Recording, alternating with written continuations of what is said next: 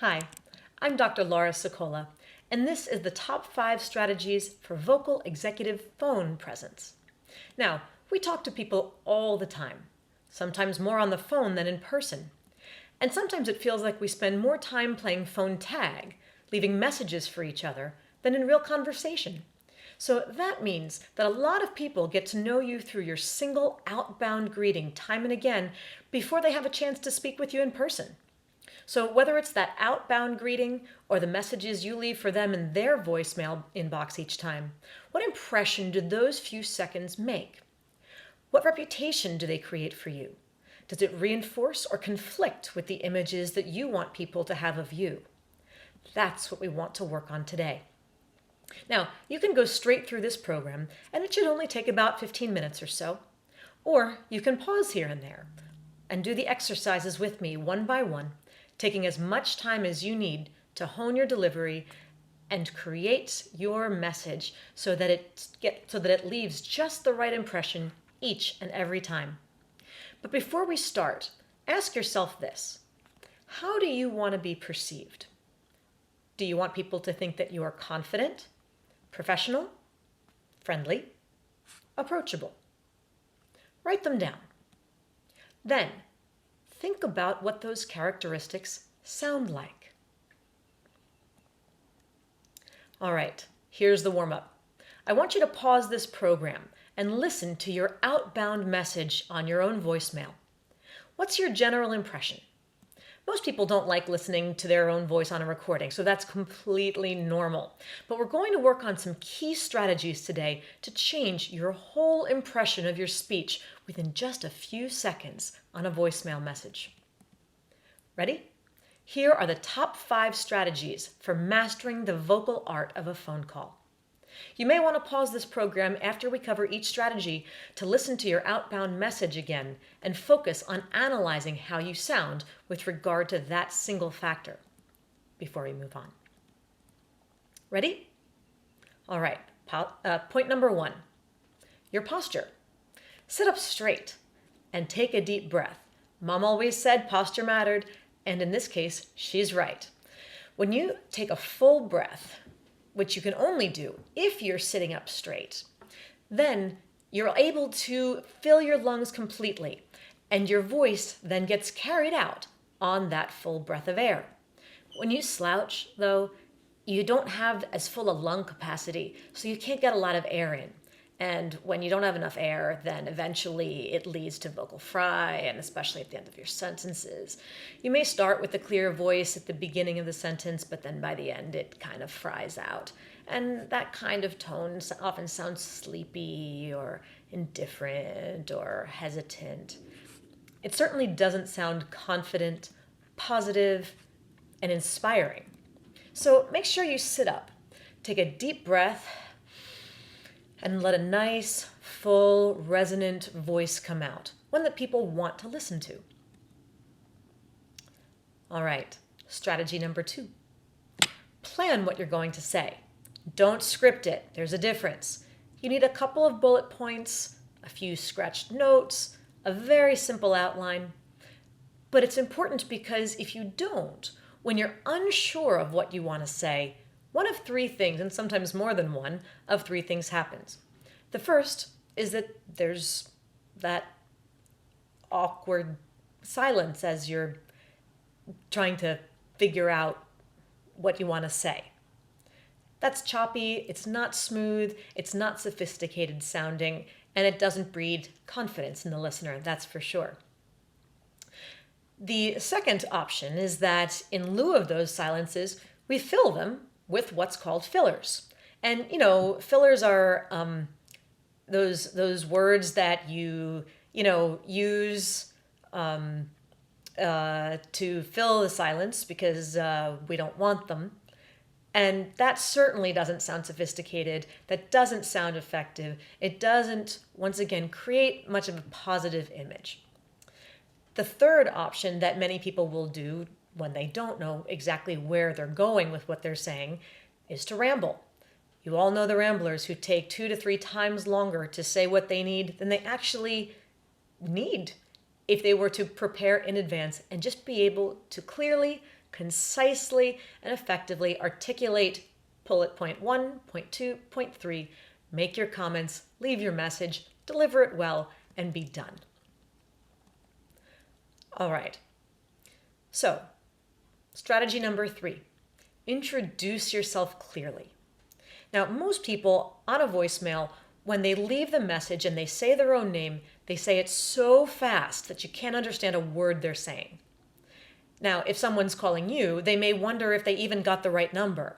But if you called and left a message for them, there's a really good chance they won't even bother to call you back if they have to listen to your message 2, 3, even 4 times to figure out who you are.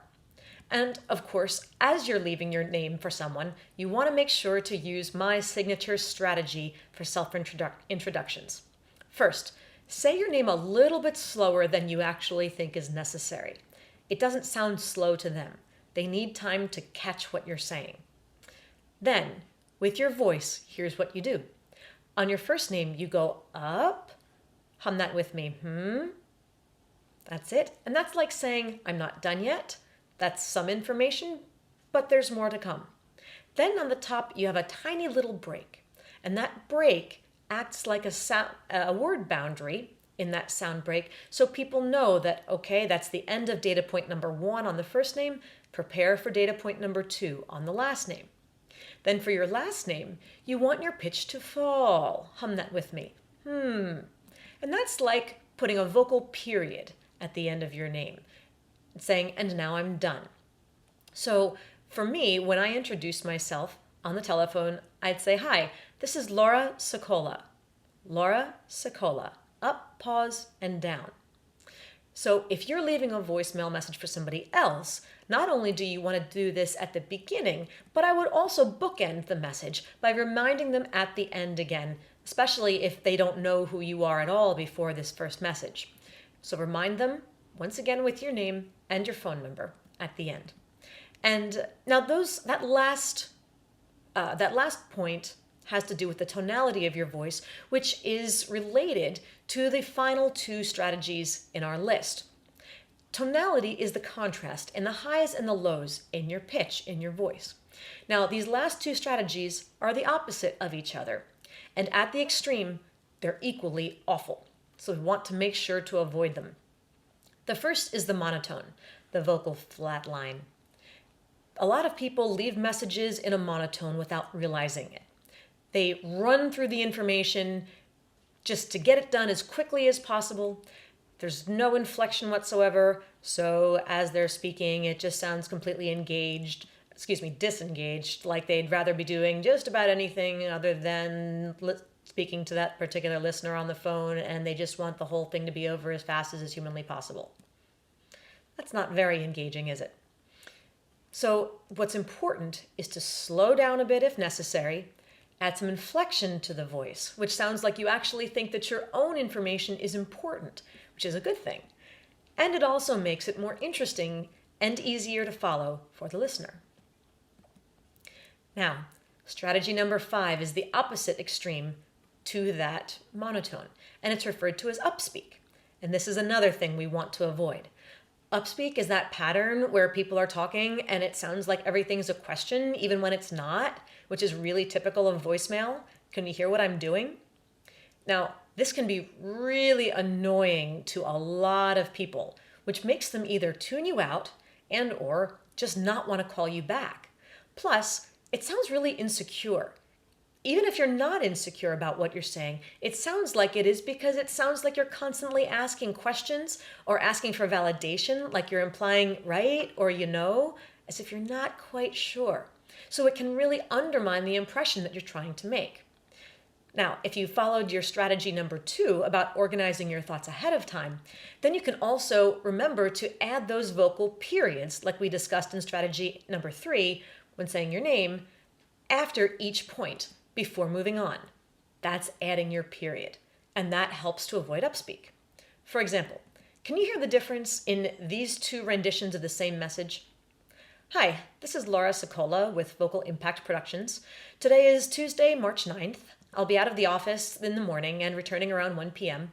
So please leave me a message with your name and number, and I'll be sure to return your call within 24 hours. If you need immediate assistance, please contact my assistant Anna at 212-555-1212. Thank you. Okay, now version number 2. Hi, this is Laura Sokola with Vocal Impact Productions. Today is Tuesday, March 9th. I'll be out of the office in the morning, returning around 1 p.m. Please leave me a message with your name and number, and I'll be sure to return your call within 24 hours. If you need immediate assistance, please call my assistant Jane at 212-555-1212. Thanks, and have a great day. Can you hear the difference? Okay, now look back at the list of characteristics you wrote down at the start of this program to refresh your memory about the impression you want to leave on people when you speak. Next, pause the program one more time and listen to your outbound message again. How many of these 5 strategies do you demonstrate? How many are missing? And where does your delivery style reinforce the image that you said you want people to have of you, or how does it sabotage that image? All right, now it's your turn. Go back and re-record your outbound voicemail message. You may want to practice a few times using your voice memo app in your smartphone or tablet first. But remember that these strategies are useful not only for leaving a voicemail or an outbound message, but it's useful for any other conversation that you have. And as these strategies become second nature to you, they'll be sure to help you to leave the impression that you want every time you speak with someone. I'm Dr. Laura Sokola. For more information about these strategies and how to leave your vocal executive presence image with everyone you meet, go to www.vocalimpactproductions.com. Now you have the tools, so go and make your vocal impact.